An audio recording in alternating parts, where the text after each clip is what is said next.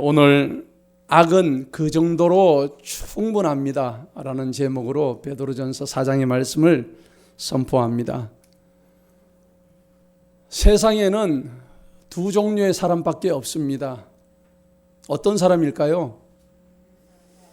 그렇습니다. 하나님을 믿는 사람과 그리고 하나님을 믿지 아니하는 사람, 두 종류의 사람밖에 없는 거예요. 사실 이 두 종류의 사람 이외에는 구분하는 것은 의미가 없습니다.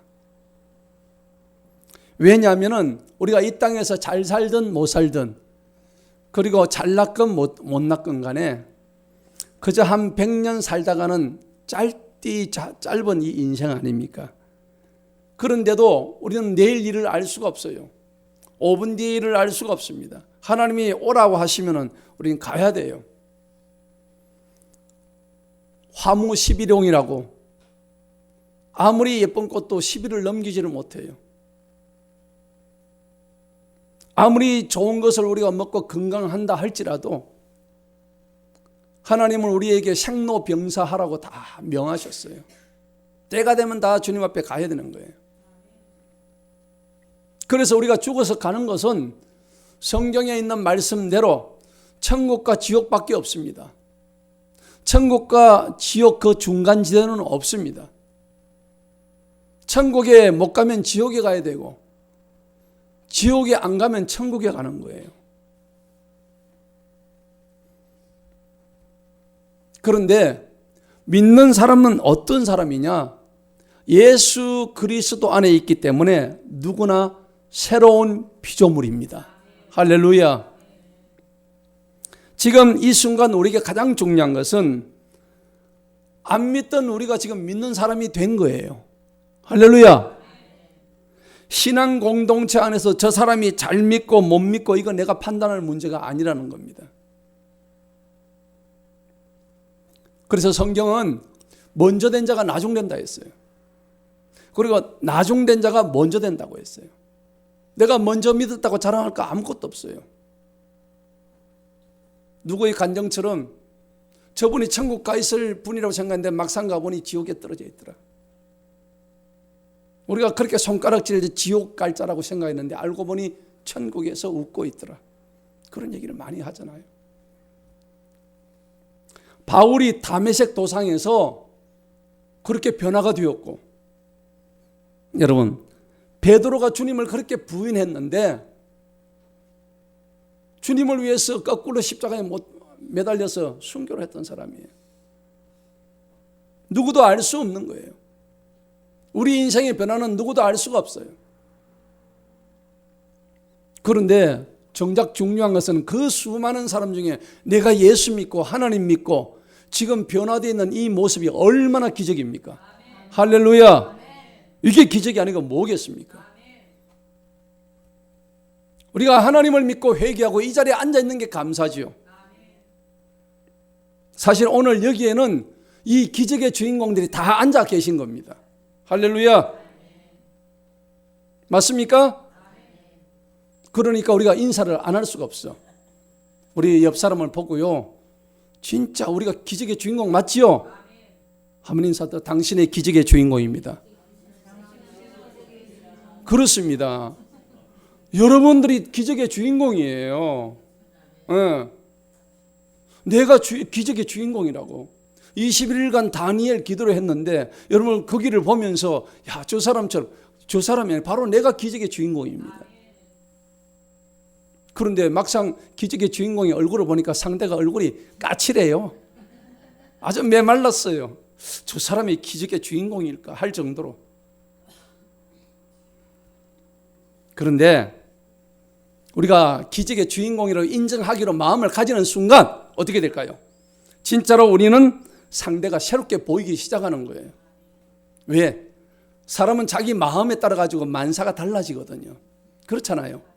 오늘 이 자리에 와가지고 은혜 받겠다고 오신 분은 은혜 받을 것이고, 이 자리에 와가지고 네가 한번 잘해봐라 하는 사람은 그냥 내 혼자서 떠드는 소리밖에 안 될 것이고, 그런 거예요. 예수님 안에 있으면요, 잘나거나 못나거나 돈이 많거나 적거나 아무런 문제가 안 돼요. 상대방 지적질, 손가락질 할 거 아무것도 없어요. 그럴 시간 있으면 자기 자신을 돌아보세요. 예수님도 나도 너를 정죄하지 않으니까 가서 다시는 남을 정죄하지 말라고 예수님께서 말씀하셨어요. 우리 남을 손가락질할 이유가 없어요.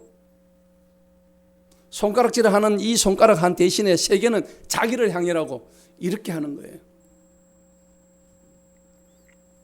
왜 우리가 남을 정죄해야 되나요? 정죄할 이유가 없습니다. 왜 남을 비판하고 함부로 우리가 얘기를 해야 될까요? 나 같은 죄인이 예수 믿고 이렇게 변화되고 또 변화되려 하는 것은 정말 기적이 아니겠습니까? 그러니까 우리는 서로를 격려해야 되겠죠. 이번에 한 번 더 인사합시다. 잘하고 계십니다. 힘 좀 냅시다. 그래요. 여러분 정말 멋있어요. 잘하고 계시는 거예요. 얼마나 인생이 힘들고 어려워요. 그런데 정말 여러분들 잘하고 계십니다. 기왕이면은 다홍치 마라. 우리가 조금 못해도 잘 봐주고 그리고 격려하고 등을 토닥거려주고 그리고 우리는 그리스도인이기 때문에 참고 기다려 기도해 줘야 되는 거예요. 그런데 어떻게 해요? 그 세를 못 참아. 성령의 9가지 열매 중에 우리가 인내가 네 번째가 인내가 나오잖아요. 맨 마지막에 절제가 나오잖아요. 절제도 안 되고 인내도 안 돼. 9가지 8가지 잘했는데 한 가지 못하면 그거는 성령의 열매가 아니에요. 가짜 열매예요. 성령의 9가지 열매가 뭘까요? 첫 번째 사랑, 희락, 화평, 인내, 자비, 양선, 충성, 온유, 절제. 다 해야 되는데 온유가 안 돼. 성깔을 있는 대로 부려. 그 성령의 열매 아니에요. 다 잘하는데 절제도 안 돼. 이것도 아니에요. 그래서 성도들이 틈만 나면 서로 물고 헛들고 싸움질하고 이거 아니에요. 신앙 공동체를 망치는 일이에요. 자기 하나 때문에. 세상 사람들이야 말할 것도 없습니다. 그런데 믿는다고 하는 우리가 예수 믿는다고 하면서도 이렇게 잘 넘어져요. 왜 이렇게 넘어질까요? 그런데 성경에 그렇게 적혀 있어요. 대저의인은 7번 넘어져도 8번째 다시 일어선다고. 그죠? 덜 넘어지는 게 특기야. 그런데 우리는 오뚜기처럼 다시 일어서는 거예요. 그런데 일어서는 것도 좋지만 왜 이렇게 또 잘 넘어질까요? 넘어지는 이유가 있어요. 왜냐하면 우리가 예수를 믿기는 믿지만은 예수 믿기 이전에 우리 속에 있는 인간의 악한 과거의 모습이 그대로 잔존하고 있기 때문에요. 그래서 우리가 신학적인 용어로 성화되라 그러는 거예요. 우리가 예수 믿는다는 것은 거듭남이거든요. born again, 영어로 얘기하면 born again, 다시 태어났다는 얘기입니다. 거듭남을 의미하는 거예요. 중생을 의미하는 거예요. 뭘 믿고? 예수님 믿고. 예수님 믿고 그 사람의 삶에서 예수님의 모습이 나타나지 않는다면 그건 꽝이에요. 거짓이에요. 그건 거짓 신앙이에요. 그런데 우리가 예수 믿고 난 이후에도 변화되지 않는 이유가 뭐냐면은 우리가 과거에 살아왔던 과거의 악습이 그대로 우리한테 남아있다는 얘기입니다. 그리고 여전히 그 악습을 누가 노릴까요? 사단이 공격을 하는 거예요. 우리의 가장 약한 부분을 공격하는 거예요. 여러분들 자신이 가장 약한 부분이 뭔지 스스로 알고 있나요? 아멘입니다. 저도 제 자신이 가장 약한 부분이 어떤 건가 알고 있어요. 돈에 약한 사람이 있어요. 음란에 약한 사람이 있어요. 그 다음에 자기 성질에 약한 사람이 있어요. 사단은 그걸 건드려요. 자꾸 톡톡 건드리면 봉숭아 꽃망울 터지듯이 그냥 터지는 거예요. 이런 걸 뭐라고 그러냐니까 악의 관성의 법칙이다 그래요. 우리가 옛날에 물리학 배울 때 관성의 법칙 아시나요? 여러분 투포환 경기 아시죠? 투포환이라는 것은 쇠 공을 갖다가 줄로 해가지고 빙빙 돌려가지고 누가 더 멀리 던지느냐 그거예요. 그 물리적으로 설명을 해볼까요? 선수가 공을 잡고 빙빙 돌릴 때 힘이 두 가지가 작용을 해요. 공을 끌어당기는 힘을 구심력이라 그래요. 맞지요? 그런데 공이 빙빙 돌면서 멀리 날아가려고 하는 힘을 무슨 력? 원심력이라고 하는 거예요. 구심력과 원심력이 똑같기 때문에 계속 돌아가는 거예요. 그런데 이 공이 날아갈 때는 구심력이 커져요? 원심력이 커져요? 원심력이 커지잖아요. 원심력이 커지니까 손을 놓기 때문에 이 공이 날아가는 거예요. 구심력보다 원심력이 더 커지기 때문에 공이 날아가는 거예요. 뭐 물리학 시간 같네. 너무 어렵게 설명했나요? 아닙니다. 간단합니다. 여러분, 구심점, 우리 삶의 구심점, 구심력은 뭐냐? 바로 예수 그리스도십니다. 그 줄을 놓으면 끝나는 거예요. 요한복음 15장의 말씀처럼 너희는 그러니까 구심점 되는 그 가지가 나무의 줄기에 붙어만 있으라. 그러면 너가 하는 일이 뭐 있냐? 아무것도 없어. 너희는 붙어만 있으면은 그냥 주렁주렁 열매 맺는 거야. 할렐루야. 우리가 이걸 잘해야 되는데 그저 떨어지려고 해요. 누가 떼놓은 건데 지 스스로 떨어져요. 여러분, 포도나무가 줄기가 나무에 붙어 있지 않으면 어떻게 돼요? 말라서 열매도 못 맺을 뿐 아니라 한 사흘 지나면 빼싹 말라가지고 죽어버려요. 바짝 말라버려요. 우리 신앙도 마찬가지입니다. 우리 신앙도 자꾸 도망가려고 하는 원심력보다도 예수님 안쪽으로 잡아당기는 구심력이 더 커져야만 우리가 살 수가 있는 거예요. 할렐루야. 그러니까 여러분, 물리학에서 보면 지구의 자전과 공전이 나오잖아요. 태양을 중심으로 해서 지구가 뱅뱅뱅뱅 돕니다. 이걸 공전이라 그래요. 돌면서 지가 또 스스로 도는 걸 자전이라 그래요. 여러분, 구심력과 원심력을 우리 안다면은 지구가 도는 속도가 얼마나 빨라요? 24시간에 한 바퀴 도는데 초속이 얼마인 줄 아세요? 근데 우리는 못 느끼잖아요. 어마어마한 속도예요. 1초에 7.3km를 가는 속도예요. 무시무시하죠. 1초에 초당 7km를 간다고요. 총알보다 더 빠른 속도예요. 그런데 우리가 못 느껴요. 왜 그럴까요? 하나님이 그렇게 만들어 놓으셨거든요. 우리가 원심력이 작은데 우리는 지구에서 다 튕겨나가지고 살 사람 아무도 없어요. 그 공전의 궤도를 갖다가 우리가 조금만 더 구심력과 원심력이 달라지면 우리는 얼어 죽든지 타 죽든지 다 그렇게 되는 거예요. 그런데 하나님께서 절묘하게 만들어 놓으셨단 말이에요. 할렐루야. 그런데 결국은 원심력이 더 커져서 구심점 되시는 예수님 앞에 다가오지 못하기 때문에 다 떨어져 죽는 거예요. 왜 그럴까요? 이유가 있어요. 에베소서 6장에 보면은 너희가 믿음으로 하나님의 무엇을 못 입었다? 전신갑주를 못 입었기 때문에요. 하나님의 전신갑주를 입지 못하니까 여러분, 전쟁터에 나가는 전사가 갑옷 하나 없이 그냥 나가요. 파자마 바람으로 자다가 훌러덩 나가가지고 창 들고 나가가지고 하는데 상대에서 막 화살이 날아오는데 내가 파자마 이 차림으로 막아낼 재간이 있겠습니까? 그냥 맞아서 죽는 거예요. 그래서 우리가 에베소서 6장에 보면 하나님이 전신갑주 6가지 나오죠. 뭡니까? 구원의 투구를 쓰고 의의 흉배를 입고 그 다음에 성령의 검을 쥐고 진리의 허리띠를 두르고 복음의 신발을 신고 말씀의 창을 들라. 6가지 나온단 말이에요. 그죠? 그런데 우리가 이 하나님의 전신갑주를 입지 않으면 우리는 죽어요. 죽게 되어 있다고. 왜? 세상의 밥이 되니까요. 사랑하는 우리 선양 성도 여러분, 예수 믿는다는 게 뭘까요? 우리 지금 예수 믿고 있죠? 이 말이 정말 무슨 말일 거라 여러분 생각이 드세요? 이 말은 무슨 말이냐? 예수를 믿는다는 것은 내 인생의 가치관이 변했다는 얘기입니다. 여러분 인생의 가치관이 진짜 변했나요? 변해야 되는 거예요. 그런데 예수 믿고 인생의 가치관이 안 변한 사람이 있어. 어제나 오늘이나 똑같아.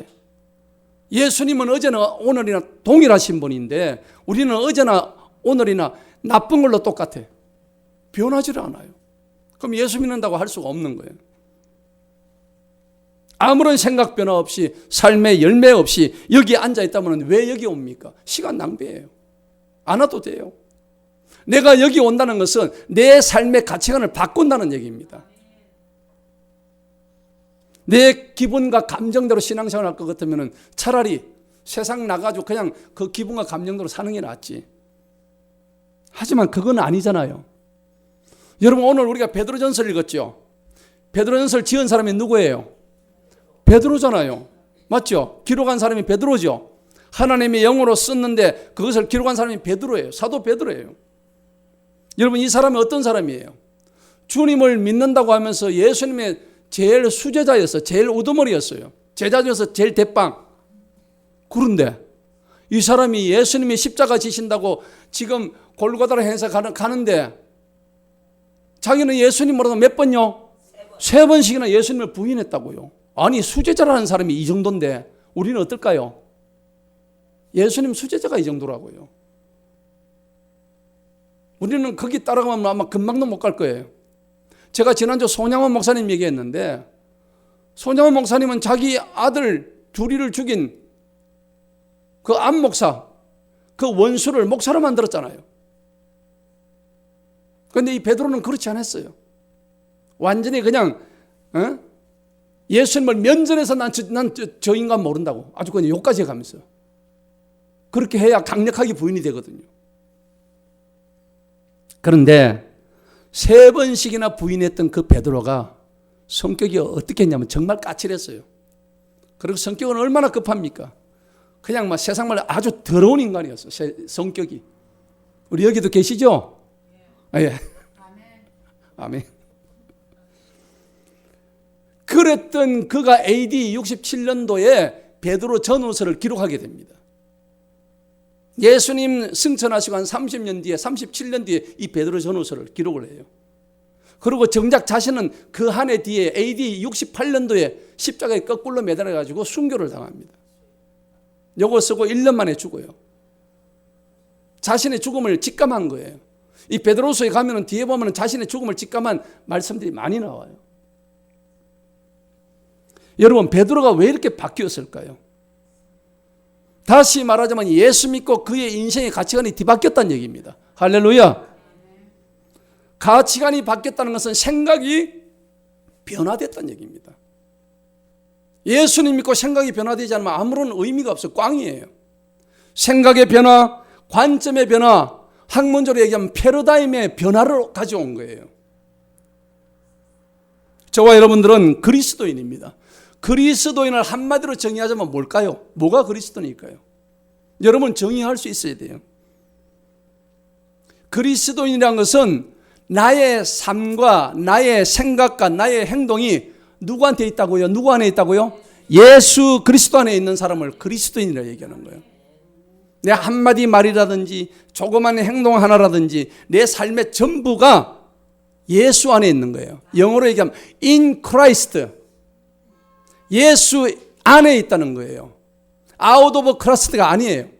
예수 밖에 있으면 끝나는 거예요. 우리가 땅 따먹기 할 때도 선을 꺼가지고 그 안에 들어가야 살잖아요. 우리 옛날에 그런 놀이 많이 했잖아요. 땅 따먹기. 그 땅 따먹기 그 안에 들어가야 사는 거예요. in Christ 해야 사는 거예요. 이게 진짜 그리스도인의 참된 가치라는 겁니다. 그러니까 예수 안에 있으면 결코 정죄함이 없다는 얘기가 바로 이 얘기인 거예요. 예수 안에 있는 자에게는 누구에게나 정죄할 수가 없어요. 네가 왜 그러냐, 네가 왜 그러냐 이 손가락질 하면 안 돼요. 그런 자는 하나님의 심판을 받아요. 여러분, 이 땅의 것은 결국 잠시 있다가 사라지는 안개와 같습니다. 여기에 너무 여러분들의 열정을, 정열을 여기 바치지 마시기 바랍니다.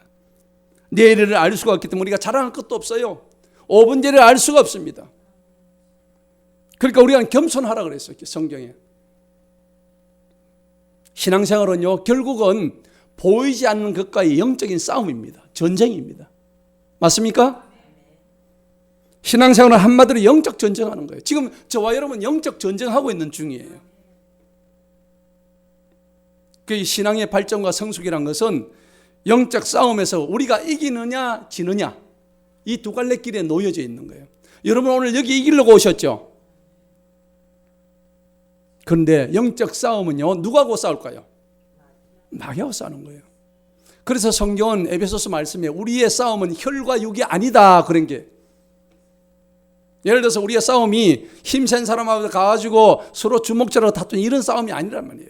눈에 보이지 않는 어떤 거대한 영적인 공중권세 잡은 사단의 마귀의 영과 우리가 싸우는 거예요. 이 싸움에서 우리는 이기게 돼 있어요, 지게 돼 있어요? 이기게 돼 있단 말이에요. 왜? 인 크라이스트 하니까. 예수 그리스도 안에 있기 때문에. 오늘 말씀의 핵심도 결국 세상에서 죄와 악을 마음껏 저질렀던 우리들의 모습에서 너희는 그렇게 살지 말라는 얘기입니다. 너희는 죄악을 밥 먹듯이 죄를 저지를 만큼 이제 충분히 옛날에 너희가 악을 저질렀다는 얘기입니다. 여러분, 가령 어떤 사람이요 큰 죄를 갖다가 범했습니다. 큰 죄를 범해가지고 감옥에 들어갔는데 대통령이 8.15 특사에 어떻게 해요? 풀어주죠. 예. 너무 감사합니다. 내가 나가면 다시는 죄를 안 지어야지 해놓고 나가면 어떻게 해요? 또 지어요. 또 지어요. 이게 인간이에요. 사람이 무서운 게 뭐냐면 자기가 감사한 마음을 가지다가도 삶에 젖어버리면 일시에 감사가 사라져버려요. 입에 뭐가 나와요? 불평, 불만이 계속 나오는 거예요. 여러분 자기 입을 한번 생각해 보세요. 내 입에 불평이 많은지 감사가 많은지. 우리 지난주 이게 보면 추수 감사의 예배예요. 추수가 왜 감사하냐? 마지막 때 하나님이 다 추수하시거든요. 알곡은 거두어 들어가지고 곡간 안에 들이십니다. 그 쭉정이는 어떻게 해요? 불타는 아궁이 집어넣어가지고 그게 추수라고요. 추수 감사절에 헌금하는 게 그게 진짜 의미가 아니에요. 추수란 게 뭐냐? 천국과 지옥 갈 자를 가른다는 얘기입니다. 고른다는 얘기입니다. 그런데 우리는 그것을 골라주는 주님이 감사한 거죠. 할렐루야. 그래서 추수가 감사하다는 얘기입니다. 그런 영적인 의미가 우리 분명히 알고 추수감사절을 맞이해야 되는 거예요. 죄의 습관은 다시 자기도 모르는 사이에 막 일어나가지고 방탕한 생활에 또 빠지게 하는 거예요. 하나님의 구원을 받는 것도 중요하지만 이 구원을 잘 지키지 못하면 하나님의 징계를 받아요. 구원은 취소되지 않지만 하나님의 징계를 받게 되면요, 하나님의 목숨도 데려가 버리십니다. 나를 쳐버리십니다. 하나님 뜻에 맞지 않게 산다면 하나님이 우리를 징계하시면 무서운 결과가 나와요. 하나님의 구원, 한 번 받은 구원은 취소되지 않습니다만 하나님은 징계를 하셔요. 왜? 우리가 사생자가 아니기 때문에.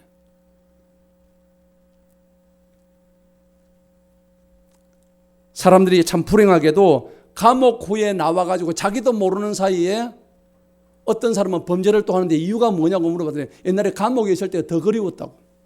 그러니까 일부러 마트 가가지고 물건을 일부러 훔쳐가지고 여기서 살기 힘드니까 오히려 더 감옥을 또 들어가는 사람도 있더라고요. 참 우리의 모습이 아닌가 싶어요. 기독교는요, 우리가 이 세상 살아가는데 크게 두 가지를 전제하고 있습니다. 기억하세요. 첫째는요, 우리가 인간으로 이 세상에 태어나서 살게 된 것이 엄청난 축복이요, 우리한테 좋은 기회가 된다는 겁니다. 할렐루야. 만약 우리가 이 세상에 인간으로 태어나지 않았더라면 우리는 많은 것들을 몰랐을 거예요. 경험하지도 못했고 더욱이 우리의 존재 가치는 아마 제로가 됐을 거예요. 그런데 더욱 심각한 것이 있습니다. 두 번째가 뭐냐니까 인간은 이 세상에 태어난 그대로 살아서도 안 되고 사는 동안에 영원한 자신의 운명을 바꿔야 되는 것입니다. 자신의 운명을 바꾸지 못하면 어떻게 해요? 그 결과는 무서운 참상으로 끝나게 되어 있어요. 여러분, 세상 사람들 한번 보세요. 이 세상을 살아가는 동안에 열차를 타고 가고 있어요. 세상 사람들이 가는 열차는 구원의 열차예요? 사망의 열차예요? 사망의 열차란 말이에요. 그런데 그 사망의 열차를 타는데 누구는 돈을 많이 줬다고 최고급 특등간을 탔어. 누구는 돈이 없어서 매일 꼴찌간 탔어. 거기는 침대도 없어요. 먹는 서비스도 없어. 아니 사망의 열차에 특등간을 타든 꼴찌간을 타든 뭐해요? 그 열차는 어디로 가게 돼 있어요? 사망으로 가게 돼 있다고. 세상 사람들이 그렇게 착각을 하고 있다고요. 문제는 뭐냐? 사망의 열차 옆에 지금 달려오는 구원의 열차에 갈아타야 된다는 것입니다. 할렐루야. 오늘 저와 여러분 그걸 갈아타기 위해서 오늘 이 자리에 있는 거예요. 우리가 삶의 방향을 사망의 열차에서, 죽음의 열차에서 구원의 열차, 영생의 열차에 갈아타지 못한다면 우리의 삶은 비참한 거예요. 남들 하는 대로 그대로 따라하다가 죽을 수밖에 없는 것입니다. 태어나지 않았어야 차라리 좋겠다는 예수님의 말씀처럼, 가룟 유다에게 했던 그 말씀처럼, 차라리 너는 태어나지도 말았어요. 이 탄식을 듣게 돼 있단 말이에요. 우리가 영생으로 가는 길은 단순히 무엇을 믿는다고 다 끝나는 게 아니라 육체의 정욕을 위해서 살았던 우리 자신을 삶을 100% 바꾸어서 진정으로 하나님이 원하시는 가치 있는 것을 살아갈 때 그것이 진정한 영생의 삶입니다. 그래서 하나님은 우리 모두에게 어마어마한 기회와 축복을 오늘 주셨어요. 오늘 그것을 여러분들, 저와 여러분 받기 위해서 오늘 이 자리에 앉아 있는 거예요. 우리가 이 세상에 살았다는 자체가 축복이에요. 큰 복입니다. 더 놀라운 거는요, 우리가 하나님을 알고 하나님의 말씀을 믿고 붙들고 앉아 있다는 것입니다. 이것이 기적이요 능력이요 축복인 것입니다. 자, 예수 믿는 사람에게 가장 중요한 질문, 그러면 이제 우리가 어떻게 살아야 될 것인가? 질문을 던지잖아요. 우리는 현재 모든 사람이 살아가는 인생의 문제를 다 자기 자신이 알고 있어요. 그런데 우리가 잘 살려고 하는데도 우리의 발목을 잡고 있는 것들이 많이 있단 말입니다. 오늘 본문 말씀을 한번 보시겠습니다. 3절에 한번 보십시다. 우리의 발목을 잡고 있는 것들이 이런 것들이에요. 다 같이 한번 읽어봅니다. 시작. 우리가 음란과 정욕과 술 취함과 방탕함과 환락과 가증한 우상 숭배를 행하여 이방인들이 하는 것을 행하는 것은 우리의 삶에 지나간 때로 뭐하다고요? 충분합니다. 저와 여러분들은 지나간 모든 악행을 저질렀던 것들, 우리가 하나님 앞에 죄를 지었던 그걸로 충분하답니다. 더 이상 죄 지어서는 안 된다는 얘기입니다. 얼마나 많은 죄를 지어왔는데 또 죄를 또 지으려고 나의 남은 삶에 죄로 가득 채우려고 그렇게 하지 마시라는 거예요. 안타까운 일이에요. 우리가 육체 안에 오늘 지금 3절의 말씀점이 여기에 묶이게 되면 우리가 뭐에 매일까요? 아니, 이거는 매이는 정도가 아니라 죄의 종살이, 죄의 옥살이를 하고 있는 거예요. 여러분, 이걸 얼마나 세상에서 많이 해보셨습니까? 여러분 다 해보셨잖아요. 안 해본 분 없죠? 다 해보셨어요. 오늘 설교 제목이 뭡니까?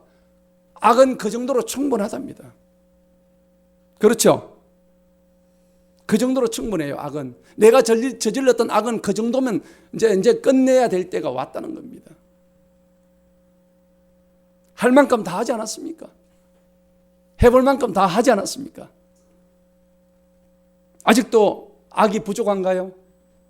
아니잖아요. 악을 얼마나 더 행해야 우리가 직성이 풀릴까요? 여러분, 악은요 언제나 어떻게 오냐면 유혹으로 다가옵니다. 여러분, 악을 행할 때 어떻게 했어요? 내가 악을 저지르겠다고 저질러서 하신 분 계신가요? 아닙니다. 어느 순간 방심하고 있다가 유혹이 싹 들어옵니다. 에덴 동산에서 어떻게 했어요? 보암직하고 먹음직하고 드럼직하고 하고 싶어지고 통제가 안 돼요. 더군다나 이 사단 마귀 새끼들은 우리가 악을 악으로 여기지 못하게 하는 무서운 힘을 가지고 있어요. 내가 악을 행하면서도 이게 악이 아니라고 자기 스스로를 합리화시켜요. 이게 사단이 하는 짓이에요. 그래서 전부 다 악을 행하면서 자기 자신한테 속아가지고, 사단한테 속아가지고 그렇게 멸망의 길로 갈고 있는 거예요. 여러분, 사람은요 자신의 힘으로 악을 이긴다고 생각하는데 못 이깁니다. 사람이 어떻게 악을 이겨요? 내가 악을 하겠노라고 덤비는 그 순간 악한테 완전히 덮으시는 겁니다. 눈에 보이는 것들로 해가지고 순간적으로 다 잡히고 말죠. 여러분, 신앙의 뜻이 뭘까요? 믿을 신자 우르를 앙자거든요. 믿을 신자예요. 우르를 앙자. 뭘 우르를 보면서 믿는다는 겁니다. 눈에 보일까요? 안 보일까요? 안 보입니다. 신앙이 위대한 것은 눈에 보이지 않는 것을 믿기 때문이죠. 우리는 눈에 보이는 것을 믿는 것을 신앙이라고 얘기하지 않습니다. 착각하지 마세요. 눈에 보이는 것이 보이지 않을 때에 믿을 수 없는 대상이 되어버립니다. 수많은 믿음의 선진들이 그래서 눈으로 보고 믿은 것이 아닙니다. 오히려 눈에 보이지 않는 것들을 마치 눈으로 보이는 것처럼 하고 믿은 자들이 믿음의 선진들입니다. 할렐루야. 우리 지금 눈에 보이지 않잖아요. 눈에 보이지 않지만 우리는 눈에 보이는 것처럼 행동하고 있잖아요. 믿습니까? 심지어 수많은 믿음의 선진들이 자기 하나뿐인 생명, 목숨을 그냥 내놓고 과감히 순교할 수 있었던 것은 눈에 보이지 않는 영생의 천국이 그들에게 이미 제시되어 있다는 걸 믿었기 때문에 그런 거죠.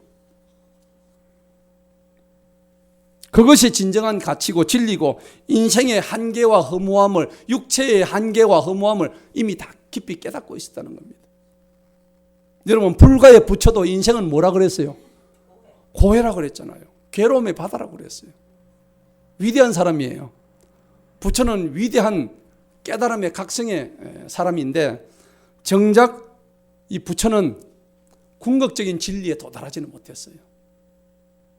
우주와 천지 창조를 누가 창조했는지 자기는 모른다 했어요. 대단히 각성한 사람인데 그것까지는 도달을 못했다고. 그래서 전도서에는 인생이 뭐라고 그랬어요? 슬픔과 수고밖에 없다. 우리 인생에 슬픔과 수고밖에 없는 거예요. 돌아보십시오. 여러분, 뭐 그렇게 기뻐할 일들이 있었겠습니까? 왜 그렇게 슬픔과 수고밖에 없느냐? 그 기원은 에덴 동산까지 올라가야 돼요. 에덴 동산의 인간의 범죄가 비롯한 악의 역사가 우리의 삶을 아주 그냥 직선적으로 관통을 하고 있어요. 우리 삶 속에서 DNA로 그냥 그대로 답습되어 왔다는 얘기입니다. 사랑하는 성도 여러분, 오늘 우리는 예수 그리스도를 믿습니다. 우리는 그리스도인입니다. 우리가 믿는 종교를 기독교라고 그래요. 기독이라는 뜻이 그리스도라는 의미입니다. 기독교의 특징과 본질은 한마디로 뭐로 정의할 수 있는 십자가예요. 할렐루야. 십자가 없이 기독교를 논할 수는 없단 말이에요. 그래서 사도 바울은 오직 나는 십자가 이외에는 다른 것을 알고자 하지 않는다. 나는 십자가만 자랑하겠다.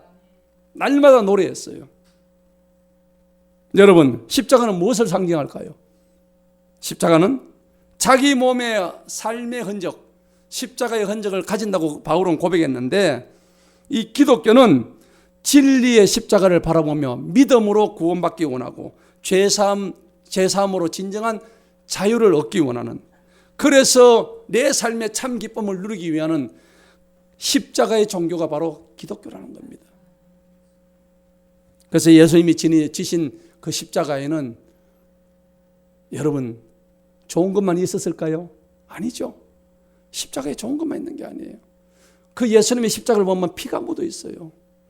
예수님 허리에서 흘러나온 물이 묻어 있어요. 예수님의 살점이 묻어 있어요.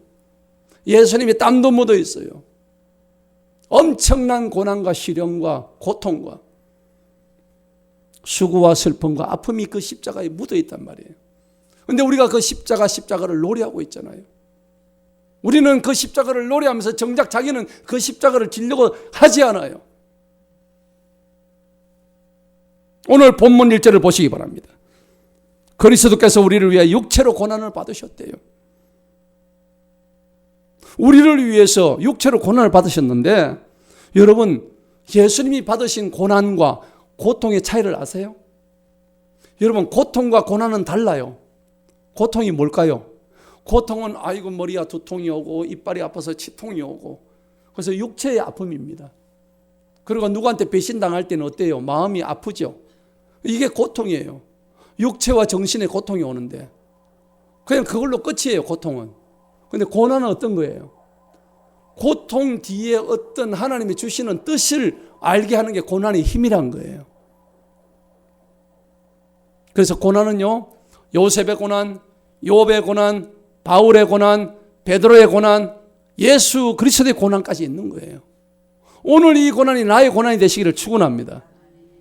다시 말해서 그리스도인은 고난을 통해서 구원의 땅으로 들어갈 수 있는 거예요. 제가 거듭 말씀드리지만 인생은 딴 거 아니에요. 인생은 한마디로 줄이면은 여기에서 저기까지입니다. 그럼 여기는 어디입니까? 여기는 애굽이라는 세상에 있다가 우리를 끄집어내신 주님의 덕택으로 우리는 어디로 들어갑니까? 40년 동안 광야로 들어가잖아요. 광야 생활을 하잖아요. 이게 무슨 세월입니까? 고난의 세월이에요. 이 고난의 세월을 통해서 그냥 고난으로 끝납니까? 가나안으로 들어갑니까? 고난이 끝나면 가나안으로 들어가게 돼 있다고. 인생은 바로 이 과정이 전부 다입니다. 다른 거 없어요. 이게 예수 믿는 사람들의 인생의 처음부터 시작과 끝이라는 얘기입니다. 그래서 우리는 고난을 통해서 약속의 땅, 구원의 땅으로 통해서 하나님의 왕국으로 들어갈 수가 있으니까 고난이라는 것은 그 자체로 의미가 있는 거예요. 하나님의 뜻이 있는 거예요. 12절 보시기 바랍니다. 성경에는 오늘 본문에 안 나와 있는데 성경을 펴보세요. 12절에 고난을 어떻게 얘기하는가? 너희를 단련시키러 오는 불같은 시련이래요. 이게 고난이래요. 고난의 정의가 바로 이거예요. 13절에는 그래서 고난이 어떻게 뭐하라고 했어요? 그리스도의 고난에 참여하라 되어 있단 말이에요. 너희도 똑같이 그리스도의 고난에 참여하라고 되어 있다고. 오히려 기뻐하라. 왜요? 그분의 영광이 고난을 통해서 너한테 다 주어져 있기 때문이다. 고난이 싫어요, 좋아요? 싫어요. 싫죠. 고난 좋아하는 사람 없지만은, 그런데 오늘 성경은 싫어하기보다도 너희가 하나님의 영광에 참여해서 이 고난을, 그리스도의 고난을 너희도 똑같이 받으라. 할렐루야. 받으라는 겁니다. 그러면은 16절을 보세요. 오늘 성경을 보시기 바랍니다. 16절은 만일 누구든지 그리스도인으로서 고난을 당하면 부끄러워하지 말고 오히려 이 일로 하나님께 뭘 돌려요? 영광을 돌려라. 고난받을 때 부끄러워하지 말라고. 오늘 성경은 그렇게 얘기해요. 더 놀라운 것은 19절에 또 나와 있어요. 19절을 봅시다. 다 같이 한번 읽어봅니다. 그러므로 하나님의 뜻대로 고난을 받는 자들은 선을 행하는 가운데 자기 혼을 신실하신 창조주께 맡겨 지키게 하신다. 야, 대단하죠. 고난이란 것은 그리스도인이 받아야 할 고난의 참 의미가 분명히 나타나 있습니다. 여러분, 고난이 싫다고 그러면 거부해야 될까요? 아닙니다. 오늘 성경은 너희한테 주어지는 이 고난을 예수님의 십자가의 고난과 함께 너희도 그 고난을 받으라는 겁니다. 그래서 고난에는 하나님의 뜻이 숨겨져 있는 것이에요. 시편 119편 71절에 고난은 당한 것이 내게 유익이다. 그래서 내가 주님의 윤례를 배우게 되었나이다. 여러분, 지금 정욕대로 살려고 왔어요? 하나님 뜻대로 살려고 왔어요? 하나님 뜻대로 살려고 온 거예요. 정욕이 뭡니까? 육체가 시키는 대로 살아가는 게 정욕이에요. 그런데 정욕을 가지고 계속 정욕대로 살다 보면 망합니다, 사람이. 끄달림이 와요. 소금을 계속 먹으면 물키잖아요. 뭔가를 자꾸 먹으면 그게 반응하게 돼 있다고. 오늘 3절에 보니까 대표적인 게 음란이에요. 초대교회의 특징이 이 당시 베드로가 전도했던 초대교회의 특징이 뭐냐면 헬라교회. 헬라 문화는 굉장히 음란한 문화였어요. 도덕적으로 종교적으로 굉장히 타락했어요. 술 취하고 방탕하고 우상 숭배하고. 그런데 이 이방인들이 하나님을 믿고 돌아왔단 말이에요. 돌아왔는데도 자기 속에 있는 옛 관성들을 버리지 못하고 계속해서 음란을 추구하고 악을 추구했던 그런 일들이 오늘 기록이 되어 있는 거예요. 어쩌면 지금 이 시대가 똑같습니다. 예수님을 믿는다고 하면서 변화되지 않고 여전히 죄를 범하는 우리의 모습이에요. 그래서 실패하고 넘어지고 낙담하고 낙심하는 거예요. 심지어는 그래가지고 깊은 침륜에 빠져 교회를 떠나는 성도들이 많아요. 안타까운 일이에요. 다 사탄의 계략에 다 넘어간 자들이죠. 가난한 성도들이 많습니다. 가난한 성도가 뭡니까? 교회 안 나간다는 얘기입니다. 거꾸로 하면. 가난한 거꾸로 하면 안 나가. 교회를 안 나가는 거예요.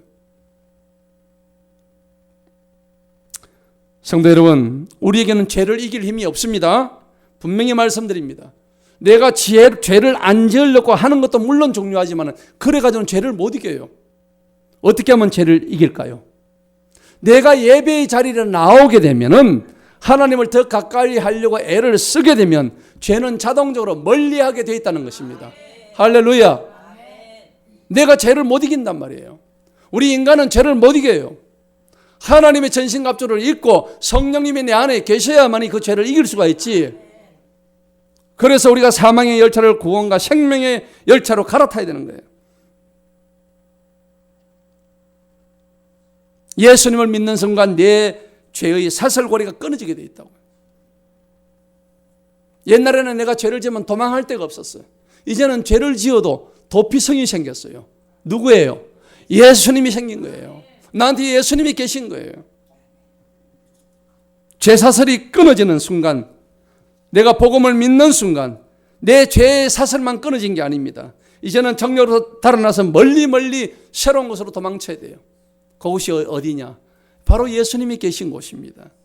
그런데 여전히 살아있는 내 정욕을 바라보게 되면 여러분 어찌할 수 없어요. 여러분 죄의 유혹을 피하려면 좋은 방법이 있어요. 죄를 안 지려면 제일 좋은 방법이 뭘까? 죄와 맞서 싸워야 되겠죠. 싸워야 되는데 여러분 죄한테 이기려면 죄의 자리에 안 가야 돼요. 내가 엄난하다면 컴퓨터를 키면 음란 사이트 들어가고 컴퓨터를 키면 야동을 보고, 그럼 컴퓨터 앞에 안 앉아야 돼요. 나한테 술귀신이 붙었으면 술집이 많은 저 덕천동에 안 가야 돼요. 밤만 되면 저 나를 유혹하는 저 술집이 가득한 밤거리를 안 가야 돼요. 그런데 나는 안 한다고 하면서 내 발걸음은 이미 저기 가 있어. 도박을 끊어야 되는데 내 발걸음이 이미 도박장 앞에 가 있다고요. 이게 우리의 현실적인 모습이에요.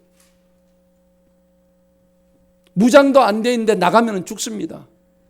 할로윈데이 무장도 하나 나갔다 이태원에서 다 죽어버렸어요.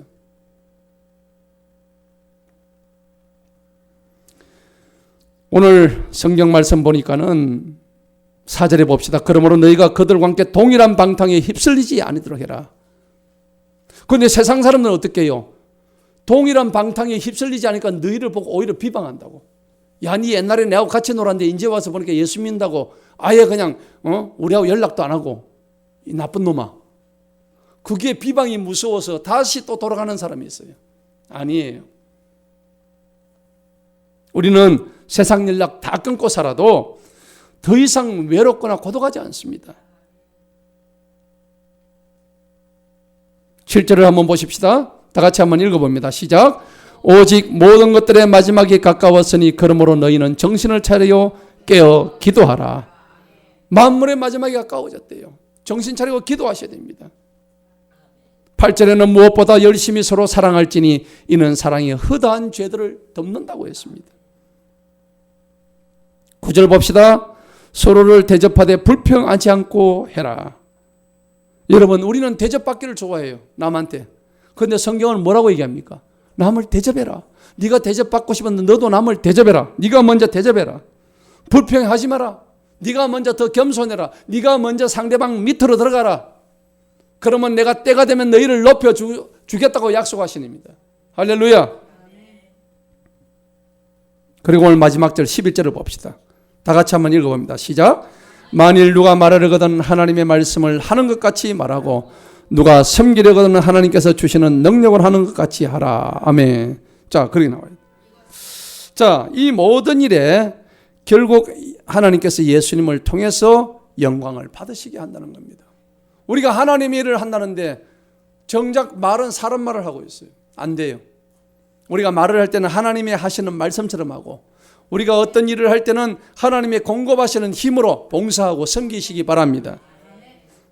오늘 말씀의 결론을 맺겠습니다. 우리가 그동안 악을 멀리하고 그동안 악을 행한 것으로 정말 많이 행한 것을 우리는 사실은 좋게 해야 됩니다. 또 다른 악을 저질러서는 안 됩니다. 그러면 우리가 이제 우리 신앙생활에 어떻게 그것을 적용해야 될까요? 이 적용점이 제일 중요한, 결론적으로. 자, 신앙에 그러면 악을 행했는데 앞으로 그것을 행하지 않는 가장 좋은 방법이 뭘까요? 5장을 보시기 바랍니다. 베드로전서 5장에 보니까는 이제 그 초대교회에 성도들에게 권면하는 베드로의 한 말씀이 굉장히 중요합니다. 자, 5장의 1절 보니까 너희 가운데 내가 장로들에게 권면하노니 나도 장로요 그리스도의 고난의 한 증인인데 앞으로 나타나게 될 영광에 참여할 자로다. 여기 장로들은 오늘날 목사를 얘기하는 거예요. 목사들에게 주는 얘기예요. 2절을 한번 봅시다. 베드로전서 5장 2절 다 같이 읽어봅니다. 시작. 너희 중에 있는 하나님의 양떼를 먹이고 보살피되 억지로 하지 말고 자원해서 하며 더러운 이익을 위하여 하지 말고 오직 기꺼운 마음으로 하며 3절 읽어봅니다. 너희에게 맡겨지는 하나님께 속한 자들을 지배하려 하지 말고 오직 양떼에게 뭐가 되라고요? 본이 되어야 되는 거예요. 그리하면 목자장입니다. 이분이 누구세요? 예수님이 나타나실 그때 너희가 시들지 않은 영광의 멸류관을 받으리라. 할렐루야. 오늘 이 베드로가 전했던 이 서신서에는 그 당시 신약교회 헬라 지방에 세워진 그 신약교회에 분쟁이 심했단 말이에요. 그런데 오늘 여기 보니까는 장로들에게 권면하는 베드로의 말씀이 분명히 나타나 있습니다. 그러면은 이제 목사에게 얘기하는 말고 성도들에게 하는 얘기가 있어요. 5절을 다 같이 한번 읽어봅니다. 시작. 너희 젊은이들아 이와 같이 너희 스스로 장로들에게 순복하라. 참으로 너희 모두가 서로 복종하고 겸손함으로 옷 입으라. 이는 하나님께서 교만한 자들을 대적하시고 겸손한 자들에게 은혜를 주심이니라. 그러므로 하나님의 강하신 손 아래서 스스로 겸손하라. 때가 되면 그분께서 너를 높이시리라. 할렐루야. 이것이 오늘 악을 행하지 말고 너희가 신앙의 공동체 안에서 어떻게 해야 되는가 신앙의 적용점을 잘 제시해 주고 있는 거예요. 그렇게 해서 이 베드로는 베드로전서 5장으로 마무리를 하고 있습니다. 여러분 과거 자랑하지 맙시다. 내가 옛날에 이렇게 했는데 내가 옛날에 술을 많이 마셨는데 옛날에 내가 나쁜 짓 많이 했는데 더 이상 그것이 자랑거리가 되어서는 안 됩니다. 이 세상에서 제일 복 있는 사람은 죄 짓는 것을 두려워하는 사람이에요. 하나님이 우리를 가난하게 하시는 것도 죄 짓는 기회를 줄이기 위해서 주신다고 저는 생각합니다. 내가 부자로 살면 좋겠지요. 주머니 돈이 많아봤어요. 얼마나 내 성향을 볼 때 내가 얼마나 교만해지겠는가. 하나님이 나를 또 이렇게 가난하게 하시고 겸손하게 하신 이유가 있단 말이에요.